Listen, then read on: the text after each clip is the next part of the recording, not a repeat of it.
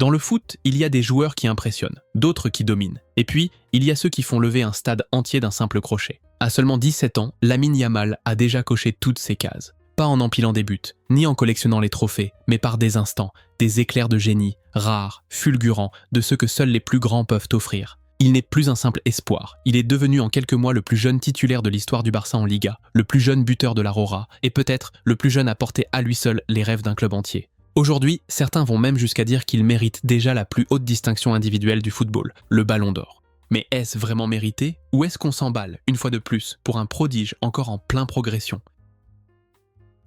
La saison de Lamine Yamal est tout simplement exceptionnelle. Pas seulement à cause de son âge, mais par l'ampleur de ses exploits. Plus de 4000 minutes disputées en compétition officielle, des performances décisives en Liga, en Coupe nationale et en Ligue des Champions. On ne parle pas seulement de quelques éclats ici et là. Yamal, c'est la régularité, semaine après semaine, sur une saison dont beaucoup de joueurs ne peuvent que rêver. Mais s'il fallait retenir un moment clé, ce serait sa performance en demi-finale de Ligue des Champions face à l'Inter Milan. Contre l'une des équipes les plus rigoureuses tactiquement en Europe, Yamal a été inarrêtable, dribblant à travers les défenses, créant des occasions et affichant une maturité qui dépasse largement son âge. Il était tout simplement le meilleur joueur sur le terrain, un adolescent qui jouait comme s'il avait des années d'expérience au plus haut niveau.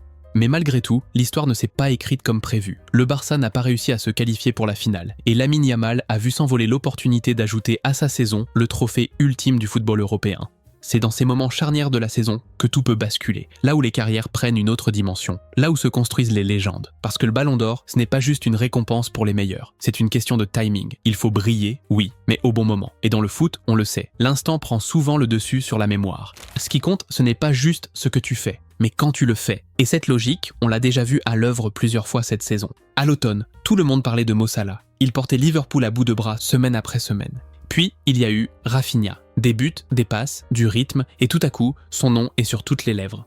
Ensuite, c'est Pedri qui a pris la lumière. Calme, élégant, toujours juste. Et maintenant, dans ce dernier acte de la saison, c'est Ousmane Dembélé qui s'impose comme l'homme du moment. Des prestations décisives avec le PSG, surtout lors des gros matchs en Ligue des Champions. Et avec le sacre du Paris Saint-Germain dans la compétition, les projecteurs se tournent naturellement vers lui. S'il prolonge cette dynamique lors de la Coupe du Monde des clubs et qu'il mène Paris vers un nouveau titre, sa candidature au Ballon d'Or prendrait une toute autre ampleur. Et c'est précisément là que la course se complique pour Lamine Yamal. On l'a vu l'an dernier avec Vinicius. Une saison exceptionnelle, une Ligue des Champions remportée avec le Real, un but en finale contre Dortmund. Tout semblait acquis. Il avait marqué les esprits, incarné le moment, et pourtant, c'est Rodri qui a fini par s'imposer après le sacre de l'Espagne à l'Euro. Pas forcément le plus spectaculaire, mais celui qui, par sa régularité et son influence, a porté Manchester City vers le titre en Premier League, tout en étant un élément essentiel de la victoire de la Rora à l'Euro. Et ça a suffi.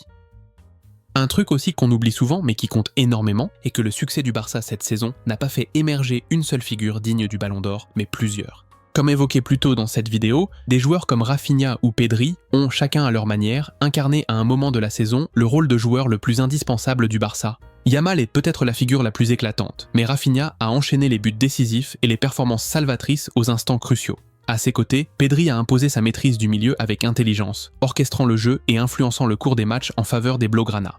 Et forcément, quand la lumière se partage, c'est plus compliqué de dégager un nom au-dessus du lot. Du coup, les votes se dispersent. On l'a vu l'an dernier avec le Real. Vinicius était là, Bellingham aussi. Même Carvajal a eu ses moments. Tous importants, tous brillants. Mais au final, même avec l'élan en faveur de Vinicius, le Ballon d'Or leur a échappé.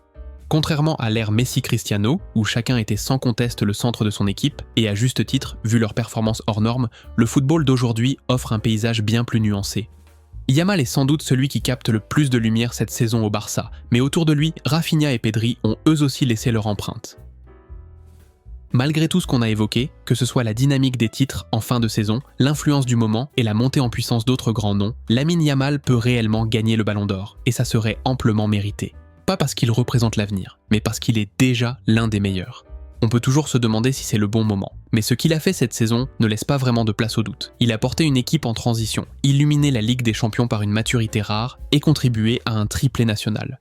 Et quand sa sélection a eu besoin de lui, il a répondu présent. Pas comme un espoir, mais comme un acteur central, comme il l'a encore prouvé récemment en Ligue des Nations. Alors oui, certains parleront de stats, des chiffres, des buts et des passes décisives, mais le Ballon d'Or, ce n'est pas qu'un concours de statistiques. Beaucoup ont gagné le Ballon d'Or, non pas pour les stats, mais pour leur influence, leur élégance et tout ce qu'ils apportent au jeu dans une équipe. Cette touche de magie, de joie, de beauté, Ce truc qu'on ne mesure pas, mais qu'on ressent. Et Yamal, ce truc-là, il le porte dans chaque geste. Évidemment, les autres noms qu'on a évoqués méritent aussi d'être salués. Ils ont marqué leur saison, chacun à leur façon. Mais si le Ballon d'Or doit récompenser celui qui a été grand du début à la fin, pas juste celui qui a brillé au bon moment, alors Lamine Yamal mérite d'être au sommet. Parce que ce qu'il a fait à 17 ans, c'est plus qu'exceptionnel, c'est unique, c'est déjà historique. Mais ça, c'est notre avis. Et toi, penses-tu que Lamine Yamal mérite vraiment de remporter le Ballon d'Or cette saison? Partage ton avis dans les commentaires. Et si cette vidéo t'a plu, n'hésite pas à laisser un like. Au passage, si tu es nouveau ici, abonne-toi et active la cloche de notification pour ne rien rater. À très vite.